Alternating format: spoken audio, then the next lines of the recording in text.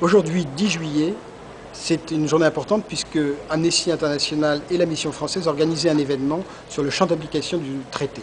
Qu'est-ce que c'est que le champ d'application du traité? C'était de savoir quelle était la liste des armes qui allait être sous contrôle du traité, essayer de convaincre les États de dire oui, les armes à usage militaire, les armes légères et de petit calibre et les munitions, mais aussi les armes qui servent au maintien de l'ordre, parce qu'on sait maintenant qu'elles peuvent blesser, voire tuer. Et c'est ce que Georges Guillermou, le président Zazer, qui est un commissaire principal honoraire, a essayé de transmettre auprès des délégués présents. Et puis la deuxième partie de ce champ d'application sont les activités, dont le transport.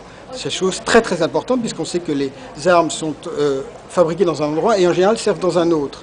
Et c'est Sergio Finardi de Transarmes qui a essayé d'expliquer qu'il était absolument nécessaire de contrôler le transport parce que c'était une des façons les plus efficaces de mettre fin au transfert irresponsable. Voilà ce qu'a été la journée. Les pays africains aussi sont montés en force, mais je ferai un blog là-dessus et je vous donne rendez-vous de toute façon à demain. Merci à Salah Abdelawi pour la réalisation.